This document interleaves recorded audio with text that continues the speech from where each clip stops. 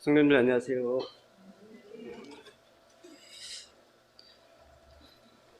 그 날씨가 추웠다 더웠다 합니다. 그 변덕이 죽을 듯하다고 하는데 그 사람의 마음처럼 날씨가 왔다 갔다 하는 것 같습니다.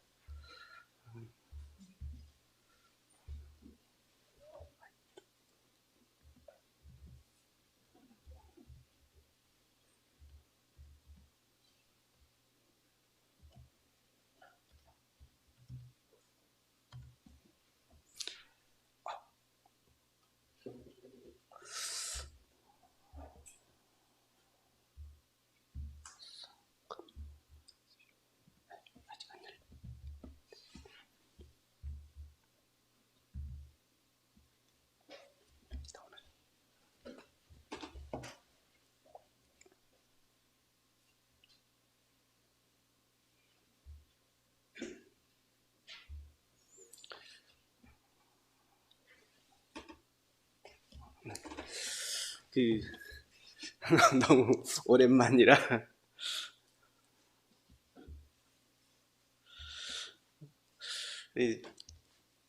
1년이 넘은 것 같습니다. 이제 계속 마음에 부담을 주셨는데 계속 망설이다 못하고 또 넘어가고 그랬는데 결국은 안 나올 수가 없었습니다. 어, 제가 바울이 이제 그 전도 여행을 하는 내용을 이렇게 사도행전을 이제 쭉 보면서 말씀을 보다 이제 교제하고 싶은 마음이 있었고 이제 교제를 했었는데 바울의 동역자 바울이 이제 세워지기까지 바나바가 큰 역할을 했잖아요. 그리고 또 같이 전도여행을 또 떠났죠. 1차 전도여행 떠나고 그랬는데 바울과 바나바 비슷한가요? 잘 모르겠습니다.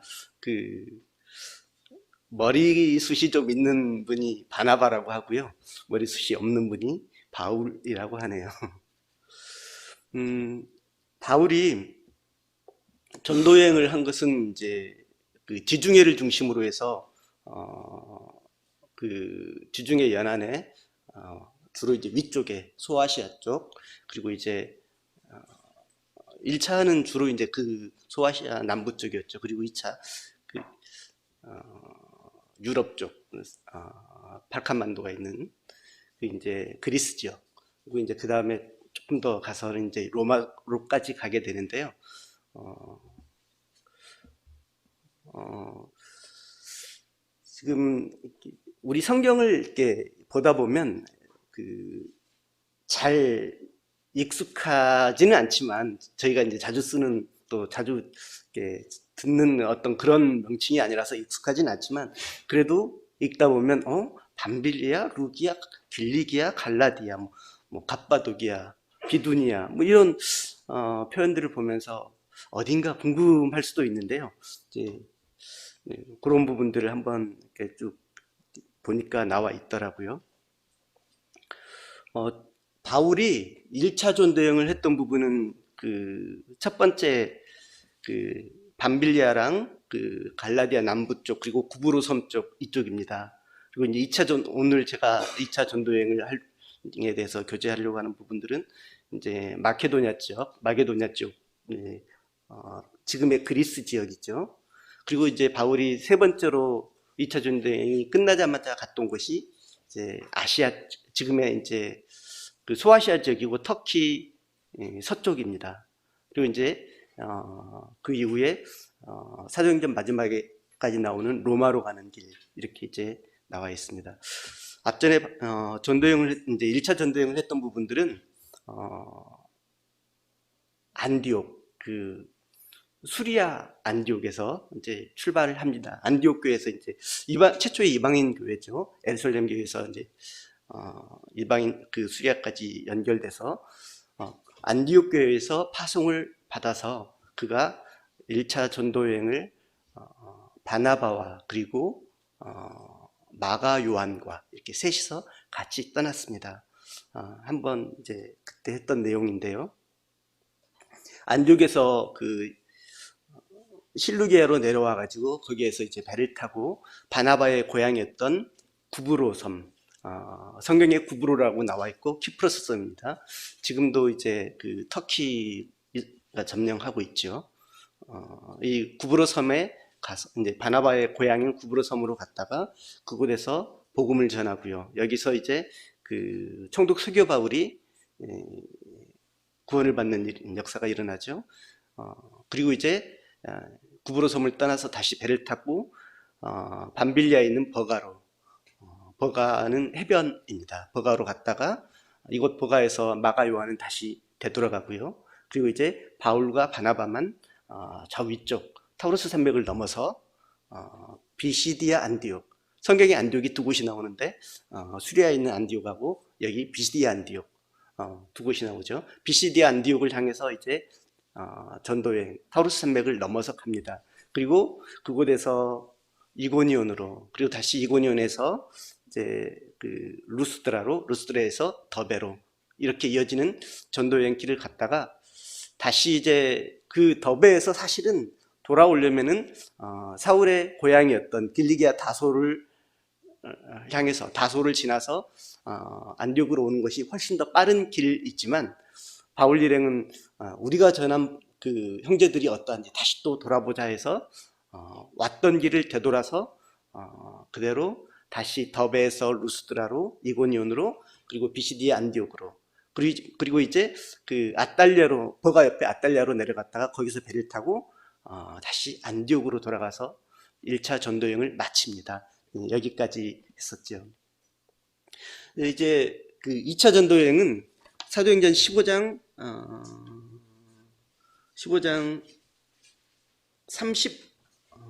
36절부터 나옵니다. 이제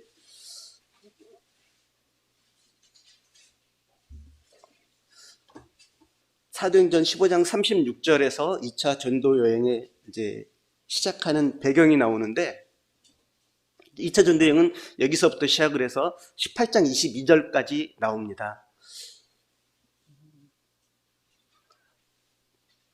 이제 목적이라고 할 수 있는 부분이 15장 36절에 보면 이제 바울이 말하죠. 형제들이 어떠한가 방문하자. 이것이 2차 전도여행을 가게 되는, 시작하게 된 계기입니다. 바울이 1차 전도여행 때, 1차 전도여행은 이제 AD 약 48년, 약간의 차이는 있습니다만은 48년 봄에 시작을 해서 49년 가을까지 1년 한 7개월 정도의 또는 한 2년 정도, 이 정도 걸렸다라고 이제 생각하고 있습니다. 근데 그 기간 동안에 복음을 전하고 구원받고 교회가 세워졌는데 그 형제들이 어떠한지 우리가 가서 보자, 돌아보자라고 하는 그러한 목적을 가지고 이제 시작하게 됩니다. 그래서 바울이 먼저 바나바에게 이야기하죠. 그리고 오케이 합니다.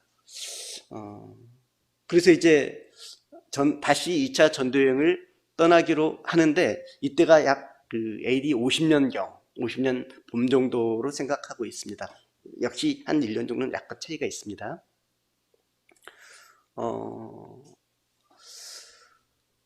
성경에 보면 이제 이 15장 후반절에 보면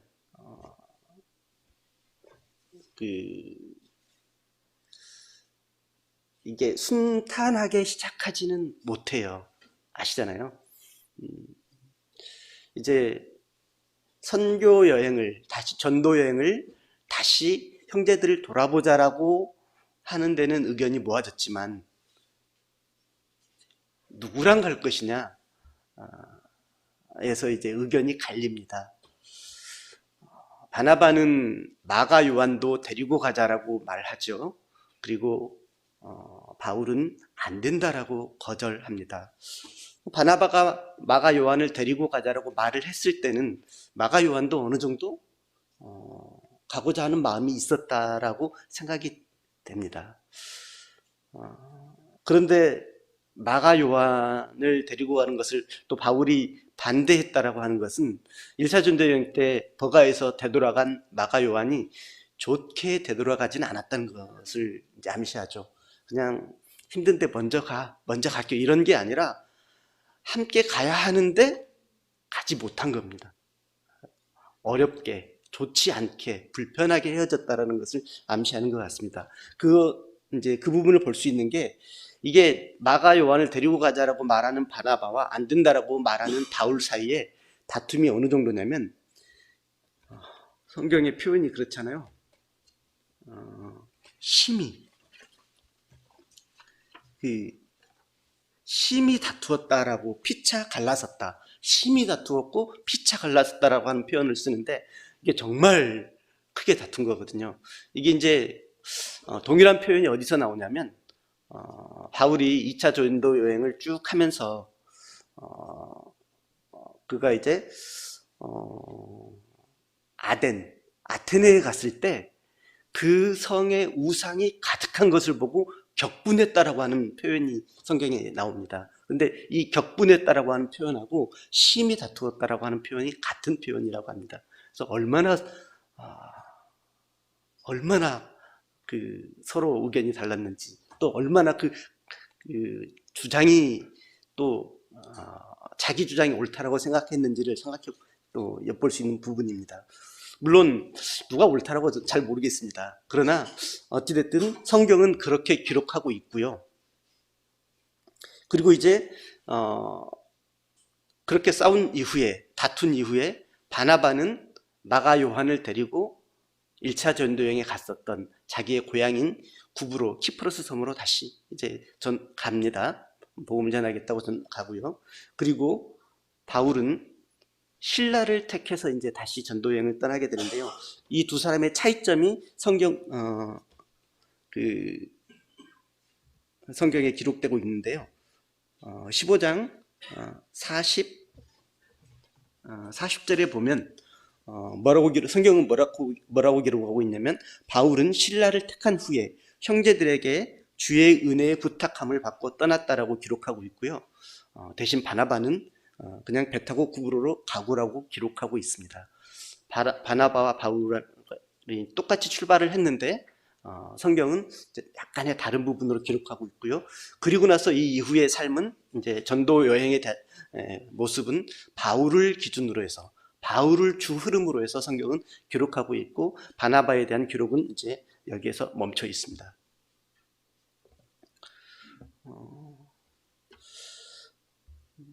이게 이제 지금 제가 말씀드린 내용이고요. 바울은 이제 신라를 택해서 육로를 택한 후에 수리아 위쪽으로, 안디옥 위쪽으로 올라가죠. 길리기아 땅으로 갑니다. 바나바는 요한과 구브로, 배 타고 구브로로 가죠. 이게 이제 전체적으로 바울이 주로 걸어갔죠. 걸어가고 배 타고 이렇게 전도 여행을 갔던 두 번째 전도 여행의 루트입니다. 대략 한 700km 되는 것 같아요. 바울이 움직인 거리가 수리아 안디옥에서 이제 터키 남부 지역을 돌아서 유럽으로 넘어가고, 그리고 이제 마케도니아, 아가야 지역을 지났다가 다시 터키 쪽으로 내려왔다가 안디옥까지 오는 이 여정이 한 2년 반 또는 3년 이 정도의 시간 동안 한 700km 정도를 바울이 이제 전도 여행, 복음을 들고 갔던 여정입니다. 15장 마지막 절에 뭐라고 이야기하냐면, 수리아와 길리기아로 다녀가며 교회들을 굳게 했다라고 성경은 기록하고 있습니다. 수리아 땅, 수리아와 그리고 길리기아 이쪽에 여러 교회들이 있었던 것으로 생각이 됩니다. 그리고 바울은 그곳으로 다녀가면서 여러 교회들을 든든하게 굳게 했다라고 성경은 기록합니다. 이 수리아 안디옥에서 이제 바울이 1차 전도 여행 때 더베까지 갔잖아요. 더베까지 이제 갔다가 더베에서 다시 되돌아갔는데 그 더베를 향해서 가는 길, 그 길은 이제 수리아 안디옥에서 이렇게 그 위쪽으로 올라간 후에 그 길리야 다소를 거쳐가는 그 루트입니다. 이게 이제 그 이쪽으로 지나갈 수밖에 없는 게 이쪽이 고대 그 길이고요. 별다른 어떤 다른 길이 없더라고요. 이제 그리고 이 길은 보니까 고대에서부터 있었던 길이거니와 또 이제 고대 알렉산더 대왕이 팔레스타인 지역을 점령할 때 넘어왔던 군사를 이끌고 넘어왔던 그 길이기도 합니다. 지금 보면 안디옥 이쪽에 뭐 아시칸데르는 있고 한 이쪽이 이제 그 아마누스 산맥이고요. 이 높은 산맥이 있기 때문에 그냥 아무데나 그냥 갈 수 있는 건 아니고요. 이쪽으로 가는 그 오래된 길이 있습니다. 그 길을 따라서 다소까지 가게 되는데요.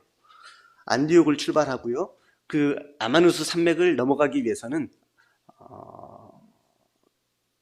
이게 산맥이 쭉 있는데 가는 길, 시리아 관문이라고 하고요. 예전에는 이제 옛날 고대에는 시리아 관문이라고 불렀고 지금은 벨렘페스라고 부르는 그 관문이 있습니다. 이 길을 따라서 사도 바울은 이제 다소까지 갔을 것으로 예상을 합니다. 고대에는 걸어갔죠. 지금은 차를 타고 갑니다. 이게 지금 보이는 사진들이 그 벨렘페스라고 해서 시리아 관문이고요. 이제 고개를 넘어가는 그 협곡, 그 야마누스 산맥의 산맥과 산맥 골짜기 사이를 지나가는 그 도로입니다. 이 길을 따라서 이제 다소까지 가는데 이 야마누스 산맥을 넘어가게 되면 그 다음에는 해안길입니다. 쭉 해안길 가다 보면 저도 이거 하다가 알았는데요. 되게 좀 놀란 게 그 요나의 기둥이라는 기둥이 2개가 있었다고 해요. 이제 이 다소를 향해서 가는 야마누스 산맥을 넘어간 후에 해안가에 요나의 기둥이라는 게 있었다고 하는데 지금은 이제 소실됐다고 하지만 예전에는 2개의 기둥이 있었다고 하고요. 이 기둥이 뭐냐면 요나가 그 하나님의 말씀을 하나님께서 아수르의 수도 니느웨에 가서 복음을 전하라. 내 경고를 내 말씀을 외쳐라. 내 말을 외쳐라 했을 때 그 요나가 하나님 말씀 듣지 않고 도망가죠. 정말 다시스까지 가려고 생각을 했는지는 모르겠지만 어찌됐든 요나가 요바로 내려가서 다시스를 가는 배를 탔습니다. 그리고 그가 이제 가다가 그 풍랑을 만나고 그리고 바다에 던져지고 큰 물고기가 요나를 삼키고 이제 그런 일 있잖아요. 요바에서 다시스까지 약 4,000km 정도, 어마어마한 거리죠. 반대로 그 요나가 있었던 이스라엘에서 그 니느웨까지는 900km가 채 되지 않습니다. 880km라고 나온 직선거리 나오는데요. 이 요나가 그 도망을 가다가 물고기가 삼키고 그 삼켰던 물고기가 요나서 2장 끝에 보면 뭇에다가 요나를 토했다고 나와 있고 그리고 나서 바로 요나가 니느웨로 가거든요. 근데 좀 전에 그 부분이 이 요나의 기둥이라고 하는 부분 기록이 물고기가 요나를 토한 곳이다라고 해서 이렇게 전해진다고 하더라고요. 저도 이거 보면서 처음 알았습니다. 이렇게 해서 그 바울 일행은 다소까지 갑니다. 지금 보이는 이 사진은 이제 다소에 있는 그 바울 생가토 유적이긴 한데요. 이 다소는 우리가 이제 성경에 많이 잘 나와 있잖아요. 바울은 이 다소가 고향입니다. 이곳에서 태어났습니다. 이곳에서 자랐고요. 그리고 이제 이 다소 같은 경우에는 이제 아테네 하면 철학의 도시이고 지성의 도시, 수많은 그 종교가 있고 수많은 신전들이 있고 어마어마한 지식을 가지고 있는 사람들이 있는데 다소는 그곳에 못지않은 그 지식의 도시였다고 합니다. 다소에 있는 사람들이 굉장한 지식을 가지고 있어서 로마에서 어떤 그 교육기관에서 다소 출신의 사람들을 초빙해서 이제 이렇게 교사로 초빙하기도 했다고 하고요. 그런 도시에서 바울이 자랐습니다. 그리고 이 다소는 지중해 해안에 위치한 항구 도시였어요.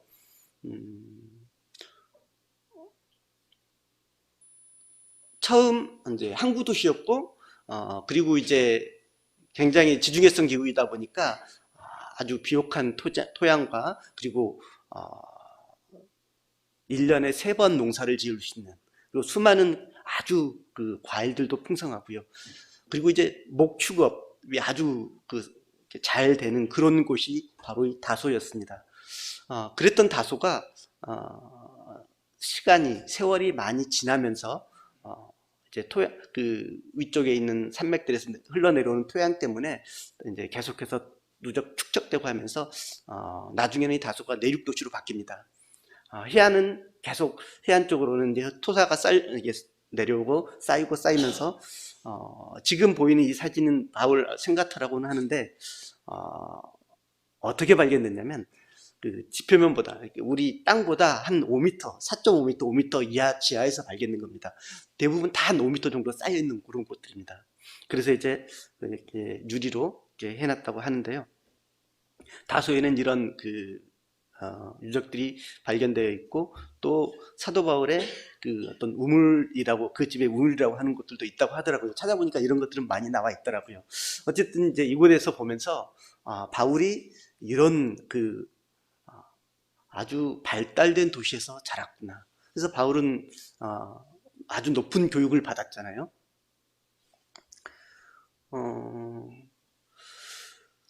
이제 그러다 보니까 우리 이제 쭉 보다 보면은 바울이 고린도에 갔을 때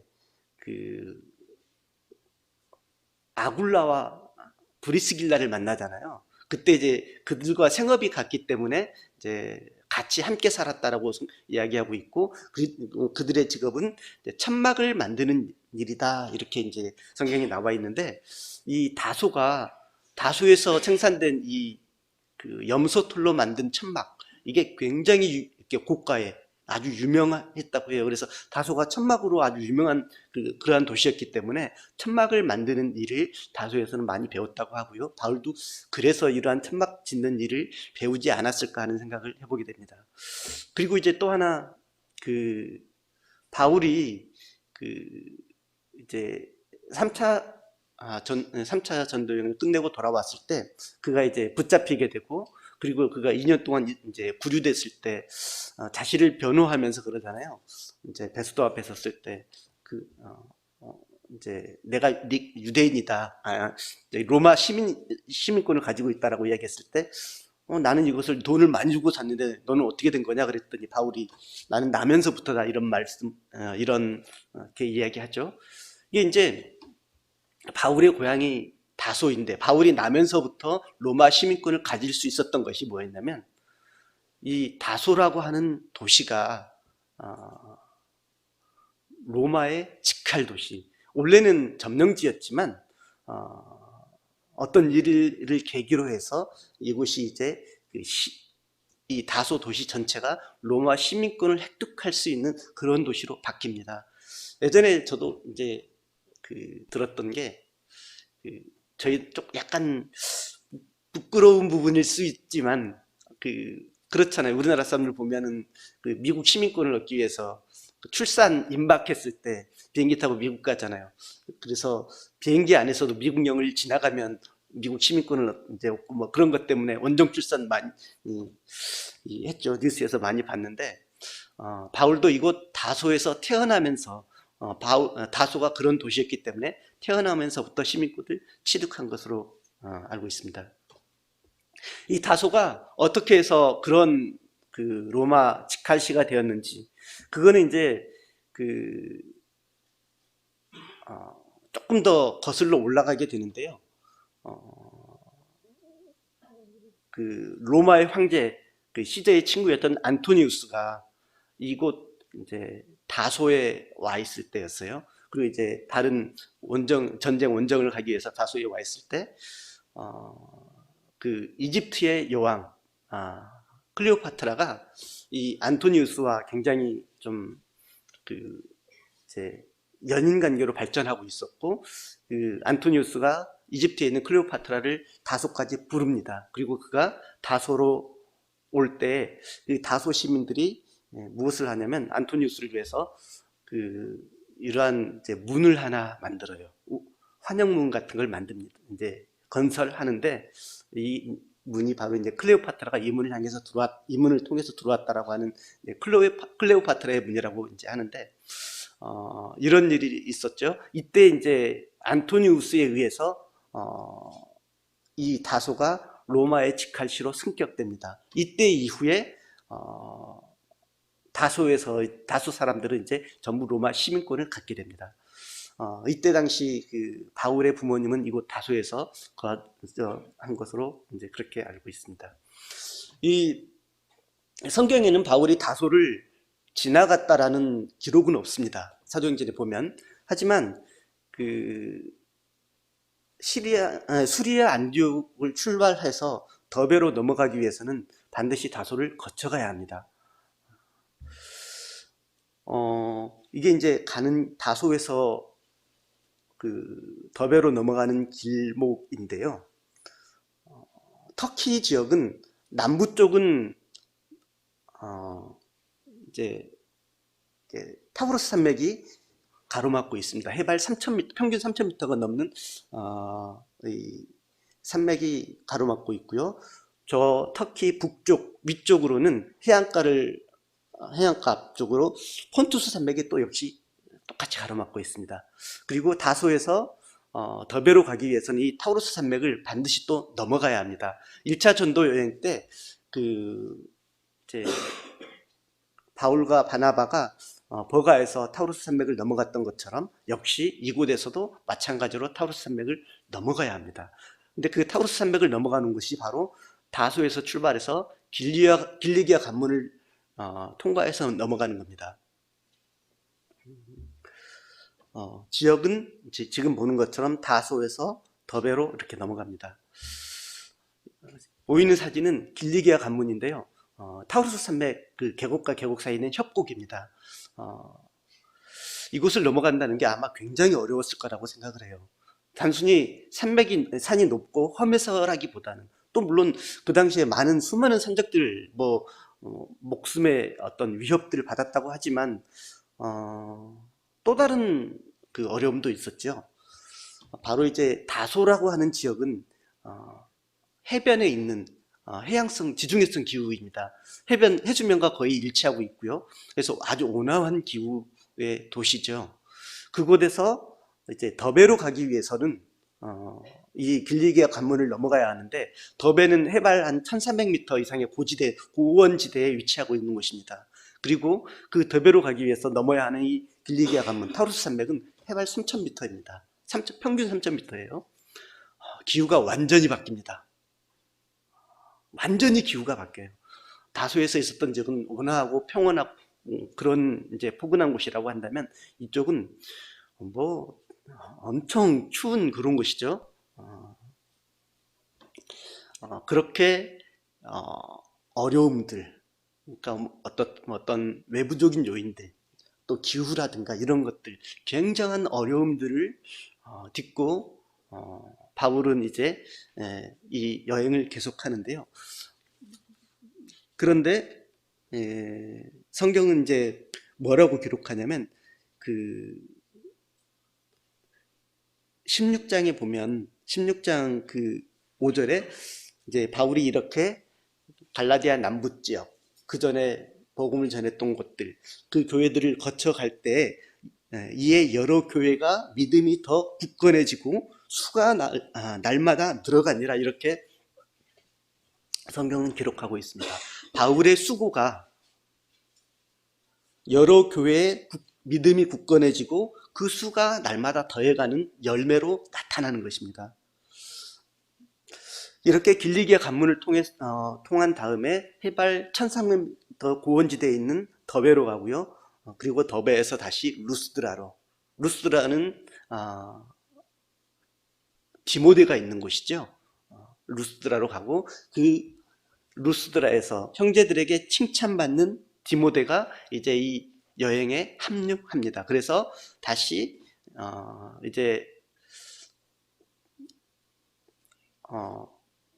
이고니온으로 그리고 비시디아 안디옥까지 갑니다. 이게 이제 여기까지가 바울이 1차 전도 여행 때 갔던, 그리고 그 교회들이 세워졌던 곳을 역순으로 가면서 돌아보고 했던 곳입니다. 이제 그 바울이 처음 출발할 때 우리가 먼저 복음을 전했던 주의 우리 형제들이 어떻게 지내는지 보자 하고 이제 계획했던 선교 여행, 어떻게 보면 여기까지죠. 그 다음에 바울은 여기서 멈추지 않고 다시 더 나아가려고 합니다. 바울은 이제 다 복음을 전했던 곳을 돌아보고 그 다음 다시 이제 가려고 하는데, 바울의 마음에 속에 어디가 있었냐면 바로 에베소가 있었습니다. 그래서 바울은 그곳 에베소를 향해서 가기를 원했습니다. 지금 바울이 더베에서부터 가고 있는 이 길은 로마가 군사적 목적을 가지고 닦아놓은 길입니다. 비아 세바스티아라고. 그 길을 바울이 복음을 들고 가고 있으면서 그 길이 계속 자연스럽게 흐름이 이어지는 것은 에베소로 가는 길입니다. 그런데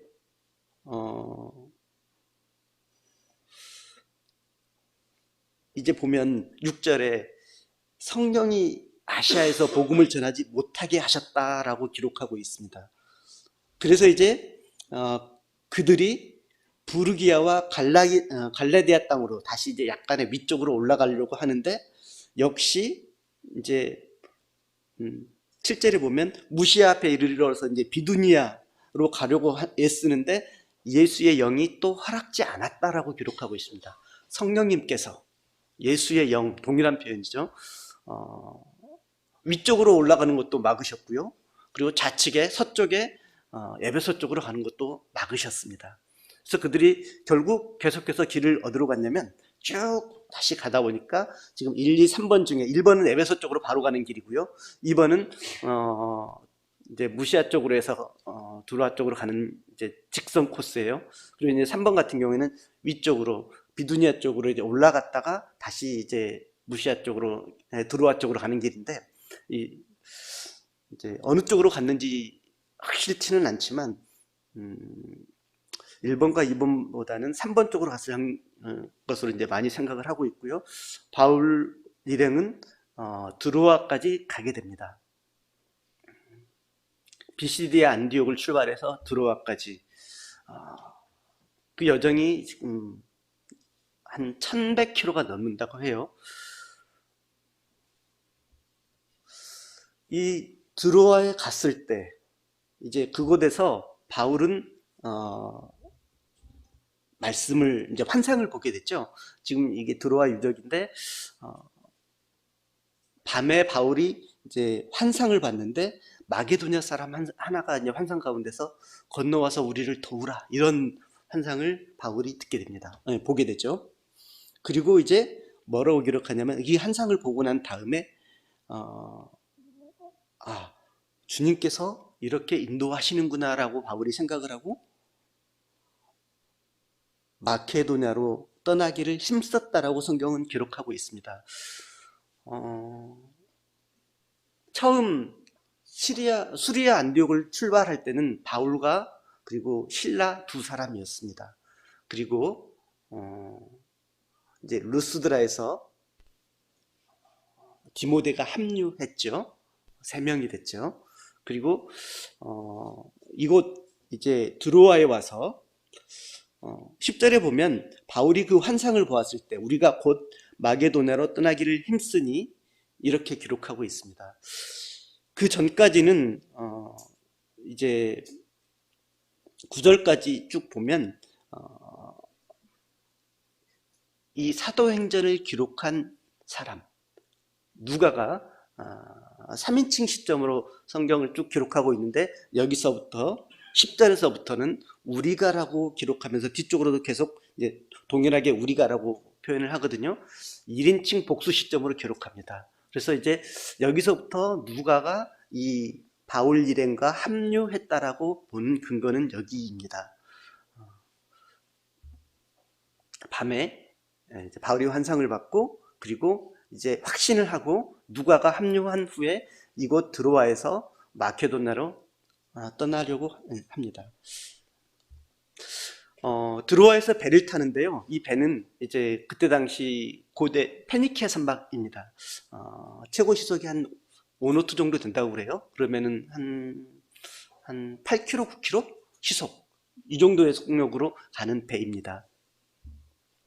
드로아를 출발해서 유럽으로 가는 마케도냐로 가는 길은 백길인데요.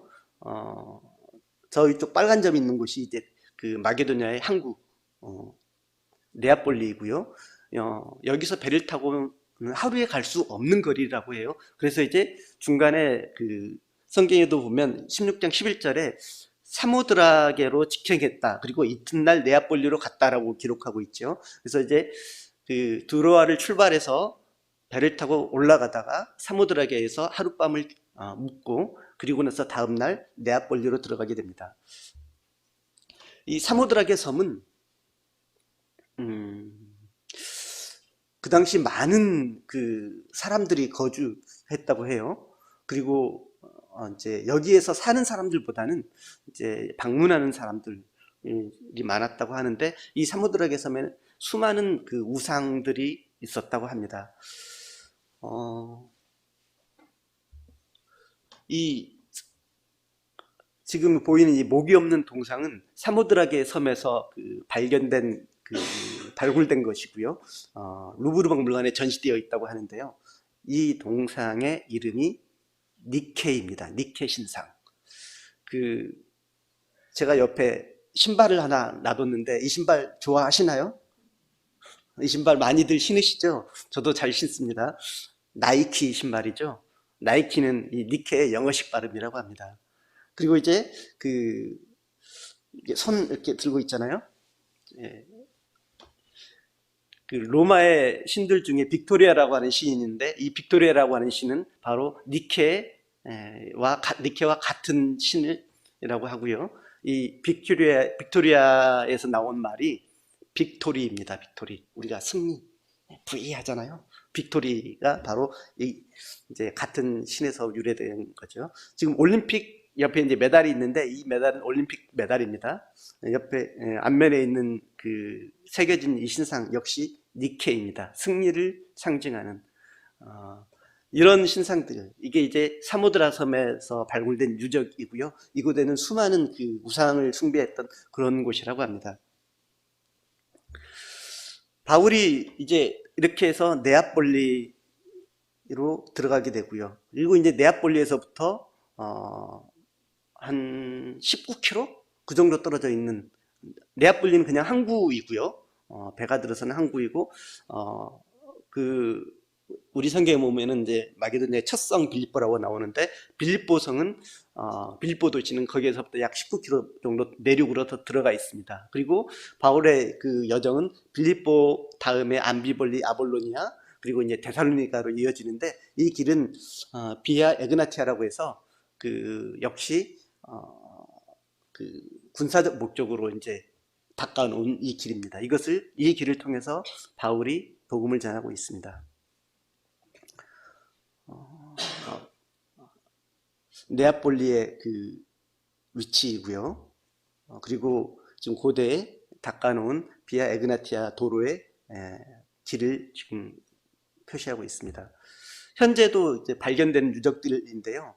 이제 에그나티아 가도상에 있는 이제 바울이 지나갔다고 하는 표석 표시가 지금도 있고요. 그리고 이제 발굴된 어떤 에그나티아 유적들입니다. 여러 형태로 한 가지 형태만 있는 건 아니고요. 이렇게 대리석을 깔아놓기도 하고 그냥 우리 돌 놓은 것처럼 놓기도 하고 그냥 흙길 쪽도 있고 하더라고요. 이제 그런 이러한 길들을 이제 지나서 바울이 복음을 전하게 됐습니다. 이곳은 이제 그 네아폴리에 있는 그 바울 도착 기념교회라고 합니다. 그 앞에 뭐 이렇게 병풍 같은 거 뭐 보이세요? 앞에 그 기념교회 앞에 이렇게 이제 이렇게 벽화 비슷한 게 있는데, 이제 이렇게 조금 더 이거는 가까이서 찍어놓은 사진인데요. 이제 바울이 환상을 보는 장면이고, 그리고 오른쪽이 바울이 배에서 내려서 이 유럽 땅에 도착하는 장면입니다. 이 네아폴리가 이제 큰 도시는 아니지만, 그때 당시 큰 도시는 아니었지만, 바울이 복음을 들고 아시아에서 유럽으로 건너간 첫 발걸음이라는 것은 이제 굉장히 조금 중요한 위치를 차지하고 있는 것 같습니다. 이게 현재 그 네아폴리의 모습, 항구 도시 모습입니다. 예쁘네요. 이제 이게 역시 네아폴리 시내의 모습이고요. 마찬가지 네아폴리 전경입니다. 그리고 이제 바울은 이 네아폴리를 지난 다음에 빌립보까지 가게 됩니다. 이게 현대 빌립보 도시의 모습이고요. 이 빌립보에 가게 되면 바울이 이제 그 빌립보에 갔을 때 그쵸?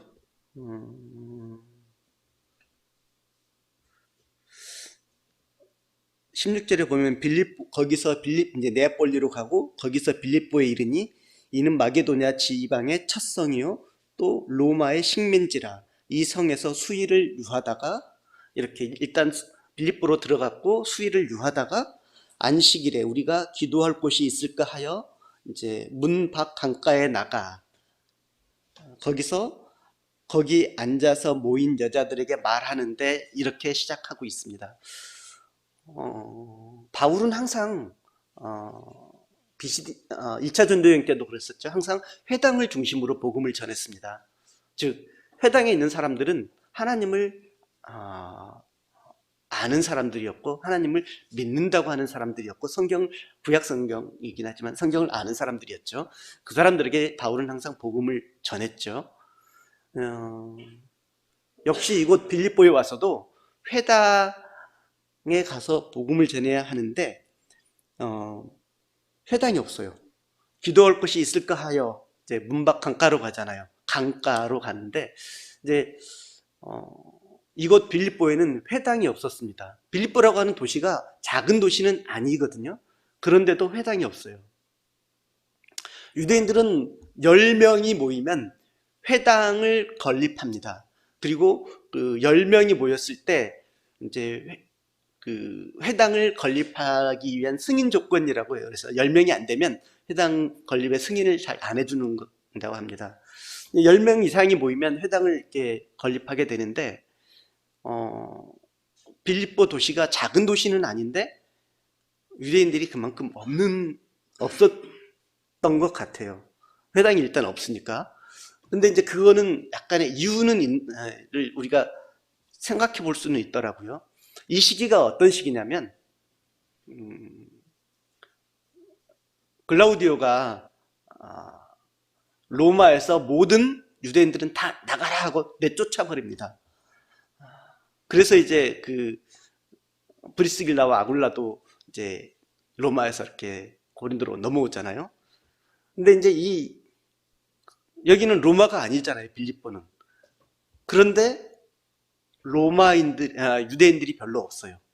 여기 이제 추측할 수 있는 부분은 뭐냐면, 아까 다소가 로마 시민권을 가진 도시라고 했잖아요. 빌립보도 마찬가지입니다. 이 빌립보도, 여기 보면, 바울이 이제 이곳에서 귀신 들린 여종을 에게 귀신을 내쫓았을 때, 귀신으로 말미암아 이익을 얻었던 사람들이 이제 흥분해가지고 격분해서 바울을 잡아가지고 이렇게 막 끌고 가서 고소하죠. 그때 했던 말이 뭐냐면 뭐라고 하냐면 이 사람들이 유대인인데 라고 말을 해요. 바울과 실라를 이제 지칭하면서 유대인이라고 하는 것을 강조합니다. 그리고 그 다음에 우리 성을 심히 요란하게 한다. 그리고 로마 사람인 우리가 받지도 못하고 행하지도 못할 풍속을 전한다. 이렇게 이제 고소하거든요. 유대인이라는 것을 강조했고요. 그 다음에 우리 시를 심히 요란하게 했다라고 했고요. 그리고 자기들이 로마 사람이라고 말을 했습니다. 여기는 그리스예요. 그 사람들은 그리스 사람이에요. 그런데 자기들을 로마 사람이라고 말합니다. 이게 이제 그 도시 역시 이 빌립보 역시 로마의 직할시로서 로마 시민권을 가진 그러한 곳입니다. 나중에 그 빌립보서 사도 바울이 빌립보서 이야기할 때 하늘의 시민권 이렇게 편지할 때 이렇게 쓰는 것도 아마 그들이 이해하기 쉬웠을 것으로 생각하고 있습니다. 그래서 이제 바울은 이제 강가로 갔죠. 강가에서 이제 기도처가 있을까 하여 강가로 가서 이제 거기서 이제 복음을 전하는데, 이제 유대인들은 일단 회당이 없으면 강가에서 모여서 그 기도한 것으로 이렇게 기록을 하고 있더라고요. 왜냐하면 정결 예식을 해야 하기 때문에 그들은 기도 회당이 있으면 회당으로, 회당이 없으면 숫자가 안 돼서 회당이 없으면 강가에서 물가에서 이렇게 모였던 것으로 보여집니다. 역시 그래서 바울이 이 강가로 찾아갔었고요. 그곳에서 이제 우리가 잘 아는 루디아를 만나게 됩니다.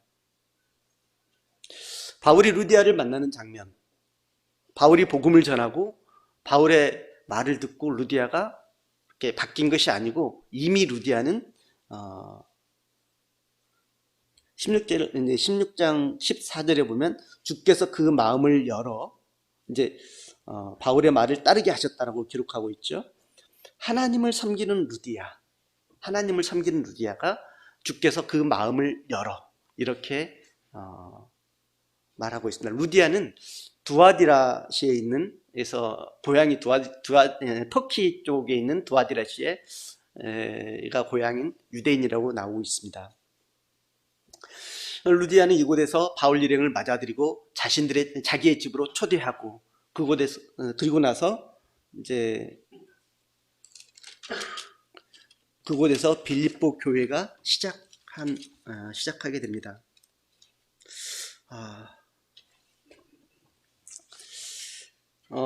빌립보까지만 하겠습니다. 이게 제가 너무 길어가지고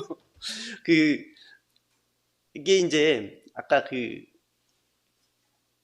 이 빌립보, 여기가 고향인 사람이 여기가 고향인 사람, 유명한 사람이 있는데 누구냐면 바로 알렉산더입니다.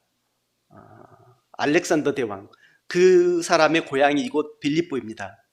그리고 그 알렉산더 대왕의 아버지가 누구냐면 빌립 2세라고 이 마케도니아 지역의 조그만 나라의 왕이었던 사람입니다. 이 빌립, 그리고 이제 자기 이름을 따서 이제 이 도시를 빌립보라고 명명했습니다. 그가 이 빌립보 지역을 손에 놓고 그리고 이 지역을 얻은 다음에 거기에 이제 시설을 확충하고 늘리고 큰 도시를 만들고, 그런 다음에 이 도시 이름을 빌립보라고 하였습니다.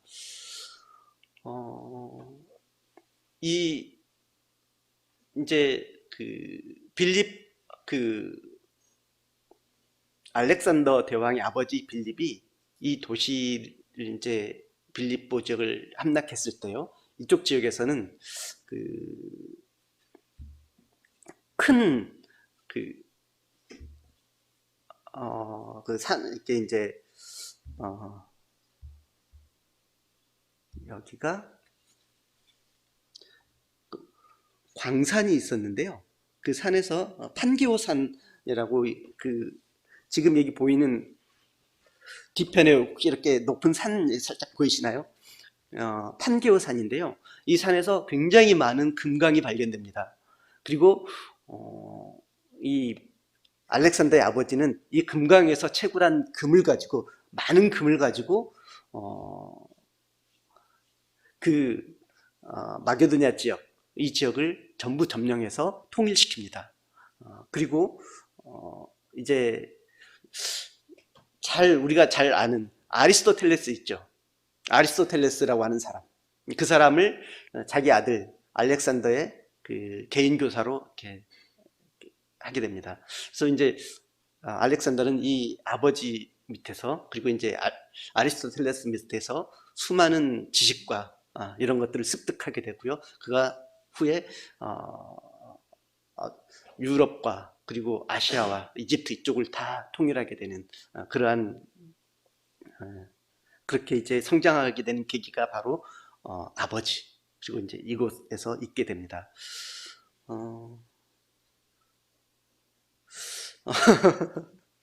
오늘 다 끝내려고 했는데 안 되네요. 그 빌립보서를 보니까요.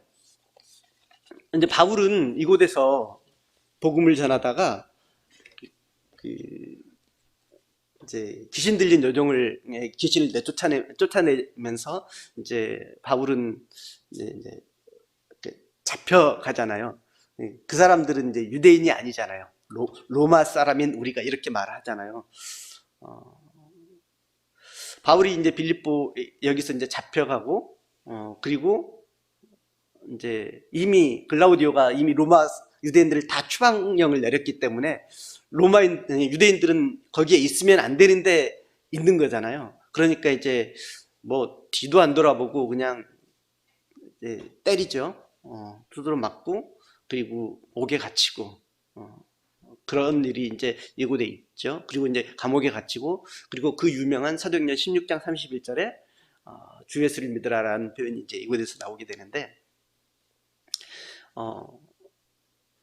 이 빌립보 교회는 이제 그렇게 어려움 가운데 그리고 고난 가운데 힘든 가운데 있었지만 우리가 빌립보서 1, 2, 3, 4장을 볼 때 저도 이제 이 말씀을 준비하면서 빌립보서를 이렇게 읽게 되는데 정말 이렇게 빌립보서 1장 보면은 계속해서 하나님께 감사한다, 기뻐한다라는 표현들이 계속해서 나오더라고요.